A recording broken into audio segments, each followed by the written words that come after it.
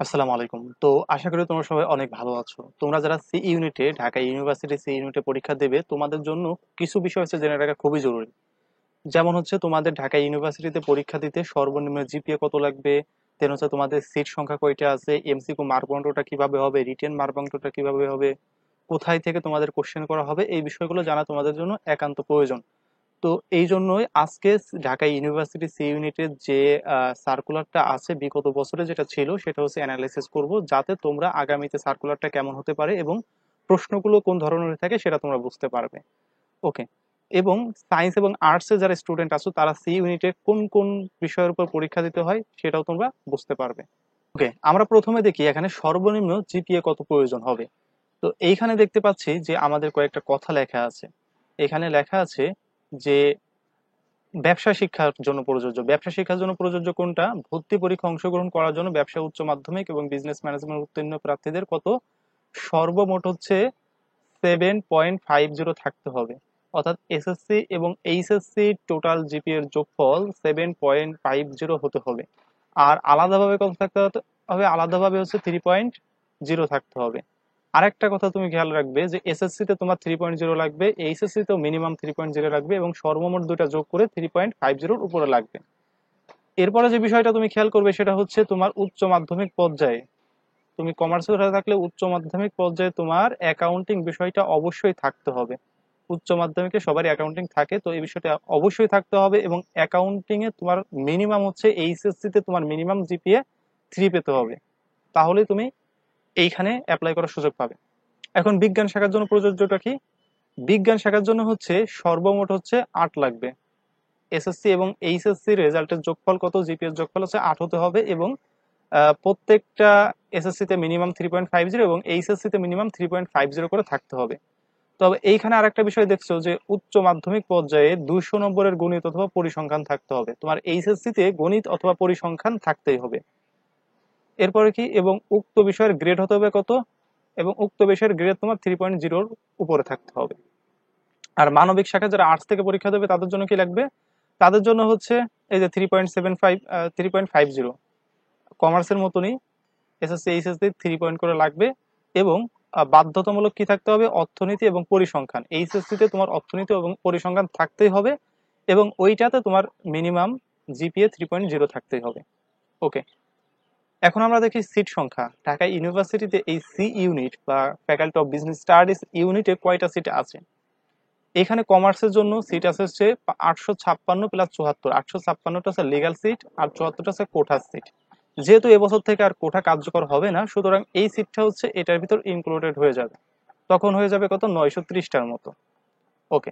তার মানে কমার্সের জন্য আছে 930টা সিট, আর্টসের জন্য আছে কত? 23 আর 2 25টা সিট, সায়েন্স গ্রুপের জন্য আছে কত? এখানে দেখা যাবে যে 95টা সিট আছে। তার মানে এই সব মূল্য যদি হিসাব করা হয় সেক্ষেত্রে দেখা যাবে 1050টা সিট আছে টোটাল হচ্ছে আমাদের এই সি ইউনিট বা ফ্যাকাল্টি অফ বিজনেস স্টাডিজে।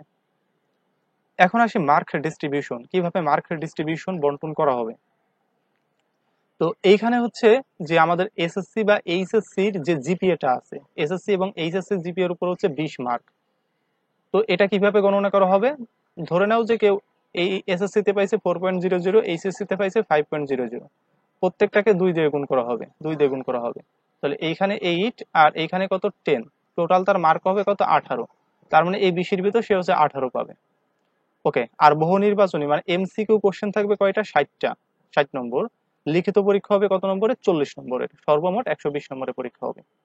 আর প্রতিটা এমসিকিউ ভুল করার জন্য 0.25 করে নাম্বার কাটা যাবে। আর ইসের মার্ক বন্টনটা দেখো এখানে কি বলা হয়েছে? বাংলাতে 12টা কোশ্চেন আসবে, ইংরেজিতে 12টা কোশ্চেন আসবে। এমসিকিউ যে মার্ক বন্টনটা, বাংলাতে 12টা কোশ্চেন 12 নম্বর, ইংরেজিতে 12টা কোশ্চেন 12 নম্বর, হিসাব বিজ্ঞানে 12টা কোশ্চেন 12 নম্বর, ব্যবসায় নীতি ও প্রয়োগ যেটা হচ্ছে ম্যানেজমেন্ট, এখানে কি 12টা কোশ্চেন আসবে 12 নাম্বার। আর এইখানে হচ্ছে কি মার্কেটিং অথবা ফিনান্স, মার্কেটিং অথবা ফিনান্স দুইটা দুইটা থেকেই কোশ্চেন আসবে, যে কোনো একটা দেখাতে হবে। 12টা কোশ্চেন আসবে, সেটার মার্কও 12, টোটাল হচ্ছে 60 মার্ক। ওকে। আর লিখিত পরীক্ষা কেমন হবে? লিখিত পরীক্ষা হবে অনুবাদ, অনুবাদ থেকে আসবে, মানে বাংলা থেকে ইংরেজি রূপান্তর করতে বলে 5টা বাক্য থাকবে, সেখানে 5টা নাম্বার। ইংরেজি থেকে বাংলায় করতে বলে 5টা বাক্য থাকবে, 5 নম্বর।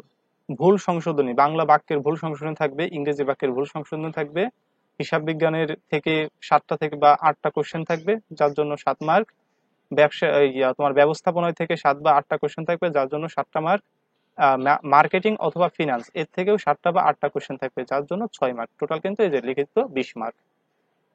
আর অবশ্যই অবশ্যই দেখো যে পরীক্ষার হলে ক্যালকুলেটর, মোবাইল ফোন, ড্রপ বা ইলেকট্রনিক ডিভাইস রাখা সম্পূর্ণ নিষিদ্ধ, এগুলো অবশ্যই নিষিদ্ধ কাজ।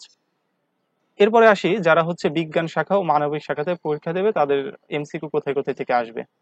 তো বিজ্ঞান শাখাতে এবং অর্থাৎ সায়েন্স এবং আর্টস থেকে যারা পরীক্ষা দেবে তাদেরকে এমসিকিউ আসবে হচ্ছে বাংলা থেকে 12টা এমসিকিউ আসবে, ইংরেজি থেকে 12টা এমসিকিউ আসবে, এরপর হচ্ছে আইসিটি থেকে 12টা এমসিকিউ আসবে, গণিত, পরিসংখ্যান অথবা অর্থনীতি থেকে হচ্ছে 24টা কোশ্চেন হবে।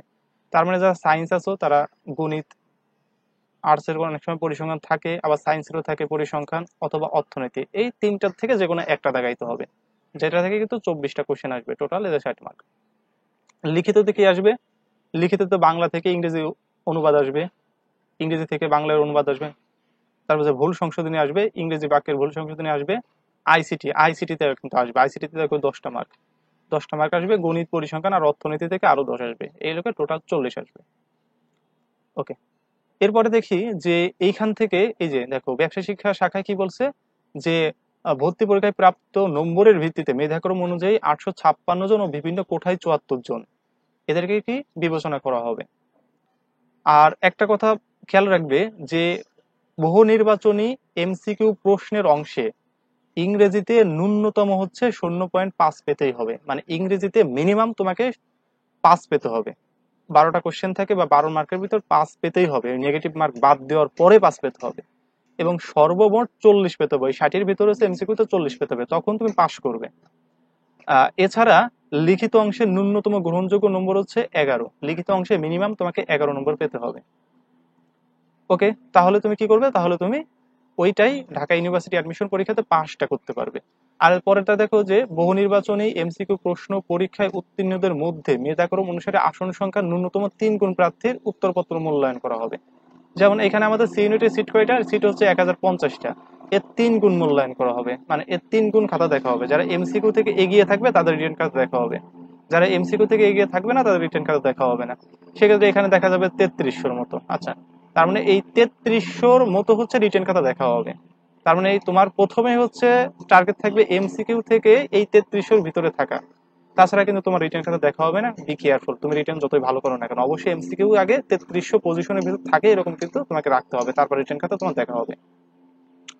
বিজ্ঞান শাখার জন্য বলে দিয়েছে এখানে একই ধরনের কথা মানবিক শাখার জন্য বলা আছে। ঠিক এখানে 9টা, আমাদের যে ফ্যাকাল্টি অফ বিজনেস স্টাডিজে 9টা বিভাগ রয়েছে, সেই বিভাগগুলো কি কি? এই যে এখানে আছে management, accounting, marketing, finance, banking, insurance এবং হচ্ছে অর্গানাইজিং স্ট্র্যাটেজি এন্ড লিডারশিপ। তাহলে এই টোটাল 9টা আছে। এখন কোন ডিপার্টমেন্টে কতজন স্টুডেন্ট যাবে দেখো, যে ম্যানেজমেন্টে যাবে হচ্ছে মেধা কোঠা, মেধা কোঠা হচ্ছে কোঠা না মেধা, তাহলে মেধা মেধা, হ্যাঁ, তাহলে এখানে তো কোঠা থাকবে না, এই কোঠা সব মেধার সাথে যোগ হবে, কোঠা সব হচ্ছে এখন মেধার সাথে যোগ হয়ে যাবে। তখন কত হবে, এখানে ধরো যে 135 জন, এইখানে 135 জন, এখানে 135 জন, তার মানে এগুলো কি, এগুলো ব্যবসা শিক্ষার জন্য, ব্যবসায় শিক্ষার জন্য কতজন করে চান্স পাচ্ছে, ধরো না 130 জন করে চান্স পাচ্ছে। আর বিজ্ঞান শাখা থেকে কত, 12 জন 12 জন 12 জন এরকম করে চান্স পাচ্ছে, প্রত্যেকটা ডিপার্টমেন্টে যাওয়ার সুযোগ পাবে। মানবিক শাখাতে এরকম পাবে।